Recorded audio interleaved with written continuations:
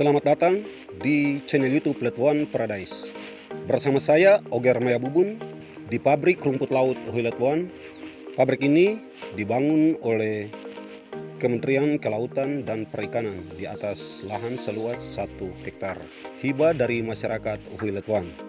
Pabrik ini terdiri dari 4 bangunan utama, yaitu yang satu di ujung sana adalah kantor bangunan putih, yang kedua di tengah-tengah merupakan penampung bahan baku atau agar-agar.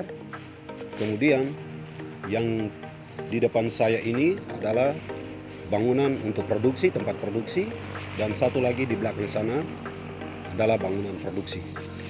Untuk mengetahui lebih lanjut, lebih jelas, saya mengajak kita semua boleh masuk ke dalam untuk melihat situasi dan keadaan pabrik di dalam. Halo guys, ayo.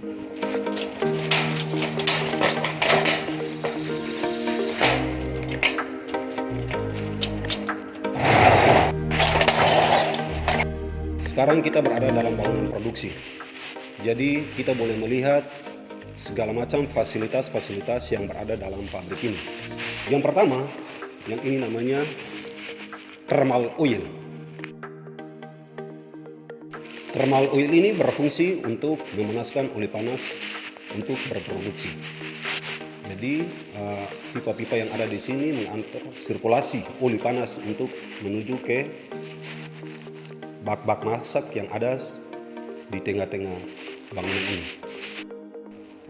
Tempat ini adalah penampung bahan kimia KUH dan KCl dalam berproduksi.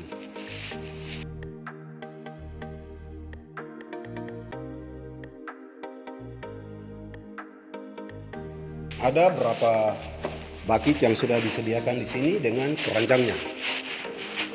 Fungsinya dari ketiga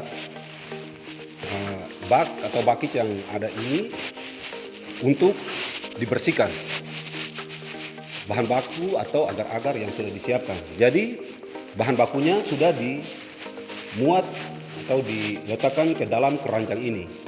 Di dalam keranjang ini kemudian diangkat oleh tray yang sudah ada di atas ini dan dimasukkan ke dalam bakit ini untuk dicuci. Setelah dicuci sampai bersih, maka bahan baku yang tadi sudah dicuci ini kita pindahkan dengan menggunakan tren ke tempat masak.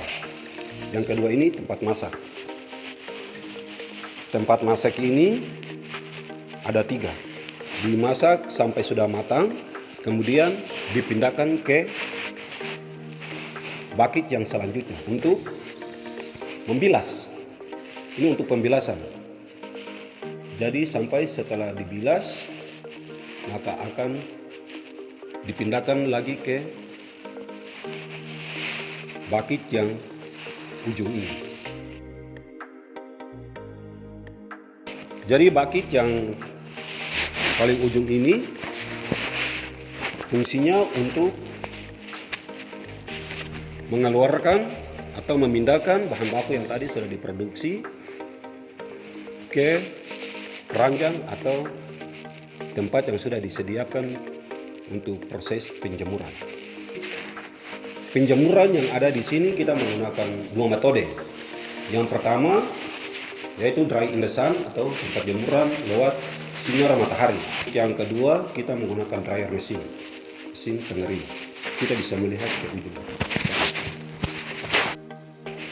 Nah, inilah yang disebut dengan dryer mesin atau pemanas, mesin pemanas. Ketika hujan, kita bisa menggunakan pengering ini dengan menggunakan mesin pemanas. Jadi bahan baku atau agar-agar yang tadi sudah diproduksi, kita boleh meletakkan ke atas keranjang yang sudah disediakan di dalam ini, kemudian dipanaskan dengan mesin dryer. Inilah yang disebut dengan mesin dryer, mesin pemanas. Jadi pengapiannya lewat sini, kemudian dibuang ke dalam kontainer ini atau tempat ini. Di dalam bangunan ini juga terdapat 2 mesin yang ada di sini, namanya lab. Kegunaan dari lab ini untuk mengukur suhu kadar air dan bahan kimia yang sudah diproduksi. Mari kita menuju ke tempat pengeringan drying lesang.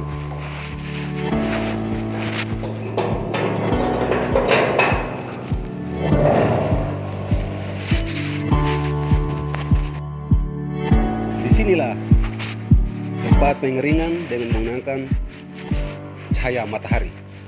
Jadi lahan untuk tempat jemuran ini dengan menggunakan cahaya matahari seluas 1 hektar sampai ke ujung sana. Di belakang saya juga ada bangunan kecil, ini adalah tempat genset. Tempat genset ini dengan kapasitas 80 kPa. Kemudian yang berikutnya adalah bak, ini adalah bak penampung air dari PDAM untuk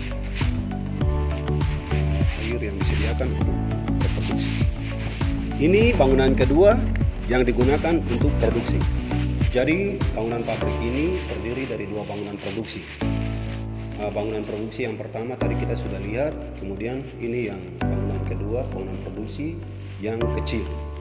Pabrik ini dapat menerima bahan baku secara kering dan mentah. Jadi bahan bakunya setelah diterima di tempat ini, maka yang pertama kita masukkan ke bak ini untuk dicuci. Setelah dicuci sampai bersih, maka diangkat secara manual, kita pindahkan ke tempat masak. Ini tempat masaknya, bahan baku dimasukkan ke keranjang ini, kemudian dimasukkan ke dalam bak yang ada di bawah ini untuk dimasak. Pengapian lewat thermal oil ini, thermal yang dalam bentuknya kecil. Setelah dimasak, bahan baku dipindahkan lagi ke tempat yang awal ini, fungsinya untuk dibilas juga. Pembilasannya di sini sampai sudah selesai. Kemudian kita proses selanjutnya yaitu dalam jemuran.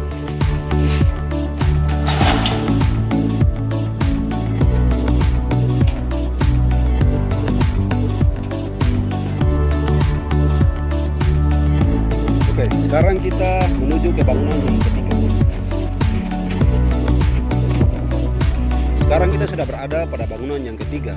Bangunan ketiga ini adalah merupakan bangunan untuk menampung bahan baku. Bahan baku kering maupun yang sudah diproduksi. Inilah bangunan yang ketiga.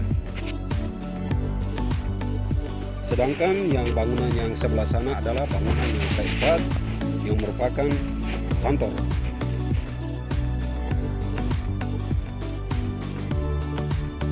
Jadi bangunan yang keempat sana adalah bangunan kantor, dikhususkan untuk para staf ahli atau investor. Siapa yang datang nanti akan menggunakan bangunan ini untuk kantor untuk bekerja. Inilah bangunan yang keempat.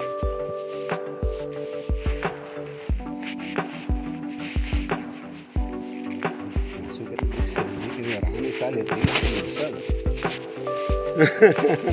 Sesungguhnya saya.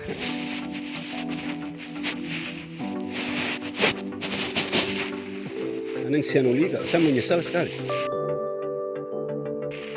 Kendala yang dihadapi oleh pabrik rumput laut ini adalah belum adanya investor. Pada tahun 2018 sudah ada investor datangnya dari Jepang. Lalu kami sudah bekerja sama untuk memproduksi. Lalu hasilnya sudah ada dalam chip, kemudian sampainya sudah dibawa ke Jepang. Namun sampai pada saat ini belum ada komunikasi balik dari pihak investor karena waktu mereka pulang ke Jepang bertepatan dengan COVID-19. Jadi tidak ada kabar sampai saat ini. Hasilnya boleh kita bisa lihat dalam chip yang ada dalam ruang. Ini hasil produksi bersama kami dengan investor dari Jepang. Jadi perlu diketahui bahwa ada 2 bentuk bahan baku yang kita produksi. Yang pertama yaitu spinosum. Spinosum ini merupakan tumbuhan atau rumput laut liar yang hanya bertumbuh di atas pasir dan diambil saja oleh masyarakat atau pembudidaya. Sementara yang kedua adalah kotoni. Kotoni adalah rumput laut yang dibudidaya oleh masyarakat sendiri. Ini yang namanya kotoni. Jadi bahan baku atau hasil produksi ini sudah menggunakan bahan kimia, yaitu KOH dan KCl. Jadi mengawetkan bahan baku ini sampai saat ini juga tetap dalam keadaan begini dan tidak ada kendala. Karena memang sudah diawetkan dengan menggunakan bahan kimia, KOH dan KCl.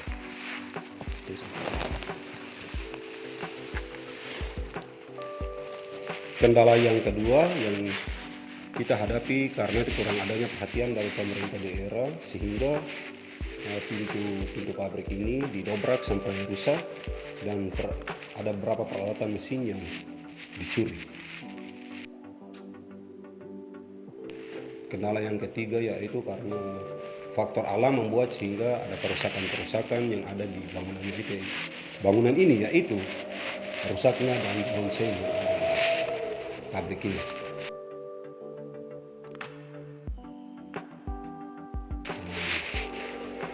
Harapan saya sebagai warga masyarakat Huy dan juga karyawan pabrik ini kepada pemerintah RI dan pemerintah daerah supaya bisa mengambil langkah untuk mempercepat jalannya pabrik ini, karena ini merupakan harapan dari masyarakat untuk mengembangkan perekonomian masyarakat Huy-Letwon itu sendiri.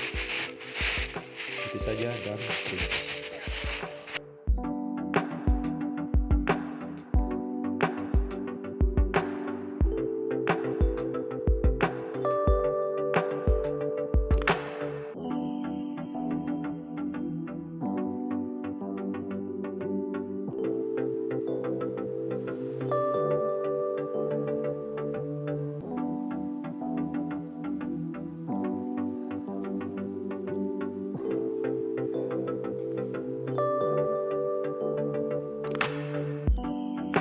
Terima kasih sudah bersama kami dalam episode mengunjungi pabrik rumput laut Huy-Letwon. Sampai jumpa di lain kesempatan.